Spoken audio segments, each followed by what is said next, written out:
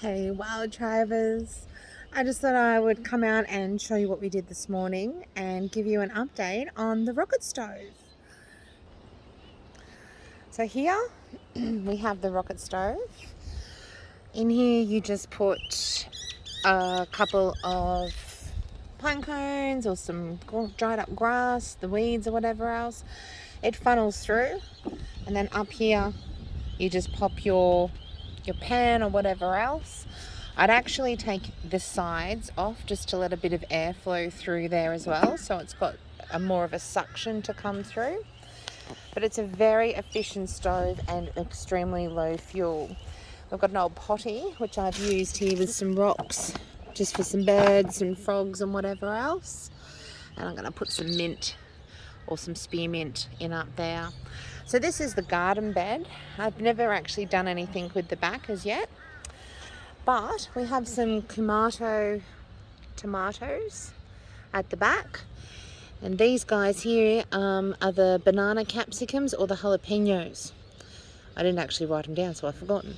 But nothing else actually sprouted, which was quite interesting. So some really good organic cow manure compost in there. They were seeds I was given, so maybe it was just something like they were a little bit past their use by date or something, I don't know. These are these beautiful eggplants that I got at the crop swap, one of the original videos that we done. And we haven't actually been able to harvest any eggplants from them yet, but I'm hoping, if we look at this one here, how it's nice and fat, that we're going to grow one from there. Because you look at these, they're nice and little.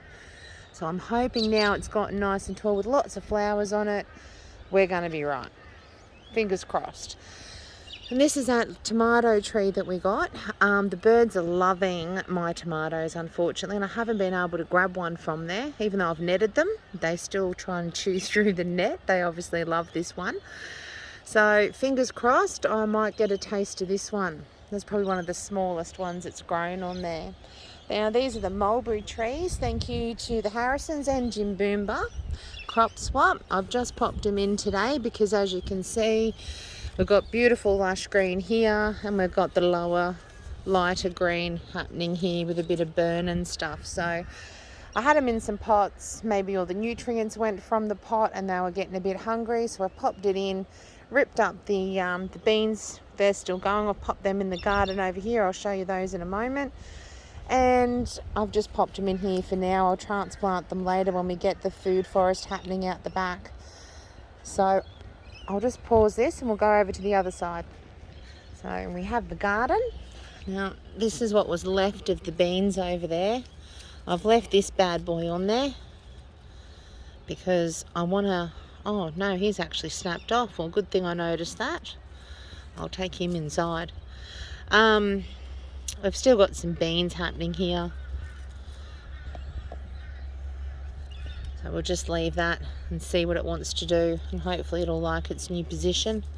So you can see it's had something's eaten it, which is always a good thing. So I've also got some more beans going in down the back. Lots of tomato plants happening out the front, mostly cherry tomatoes. And that's the silver beet we transplanted from the old fridge garden. That's going pretty good. The old Malabar spinach climbing up there at the back. We've just harvested, this is the cucumber vine. It's on its last legs. We've got one more happening down there. We'll see what happens. But we've got some more cucumbers to go in. The pepino bush. So we've got one pepino bagged up here because the animals just love them. And then here we've got some more baby ones. I'll wait till they get a bit bigger. This is the one I'm saving for seed. So I'm just letting that bad boy grow. I'm just hoping that they'll take being transplanted after being so mature and established where they were. We will see what happens. Now these are pawpaws left over from my feast in some compost, and they've just grown. You can't actually transplant them too well when they're small, so I'm just waiting for them to maybe get just a little bit more established. What have we got in there? A chive flower coming from the back. I'll take that in and we'll have that with some eggs later on because they're delicious, those purple flowers. And with some eggies. Roma tomatoes, once again bagged up. I've got a few more happening up there. I haven't had the best of luck with the old tomatoes as late, but anyway. I've moved the station for the black soldier fly larvae a little bit closer to the house and away from right down the other end in case I need to get out quickly with the kids. We've got a few chilies happening here. And a little strawberry plant hidden over there, which I'll have to bag up, otherwise, yeah, they're going to eat them on me again. Here's the old sandpit where we had the capsicums in. And we've had about 3 or 4 harvests of decent capsicums off this, and hubby's going to be making up a yummy feed tomorrow night with stuffed capsicum, so I'm really looking forward to that. We've got a few of the rogue black cherries going, which I just left in. I've staked them up, and by the look of it, I need to stake that bad boy up there because it's laying down. Might stake it up away from the cucumbers a bit more over this side.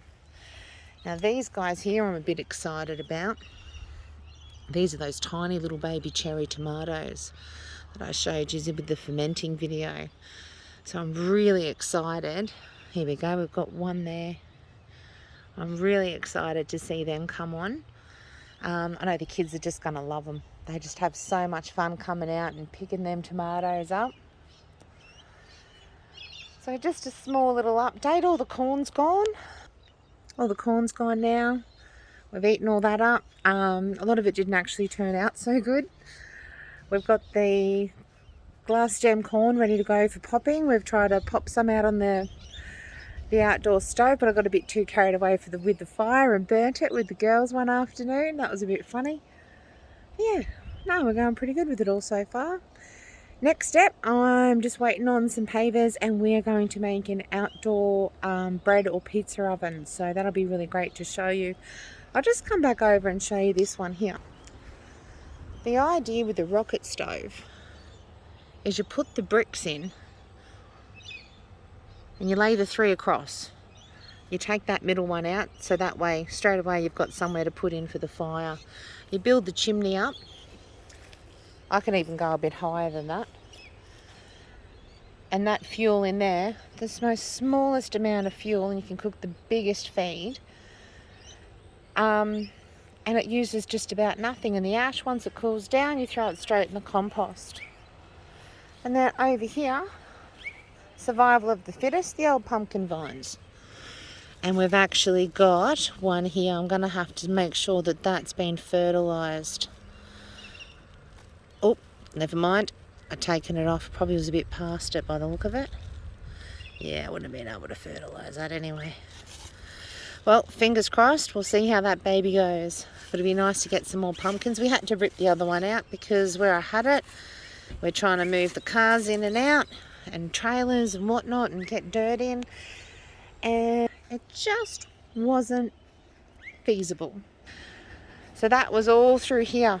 All the pumpkin vines and squashes and stuff. So at the moment, we've got very sad looking dragon fruits, but they should maybe fruit up for me next year.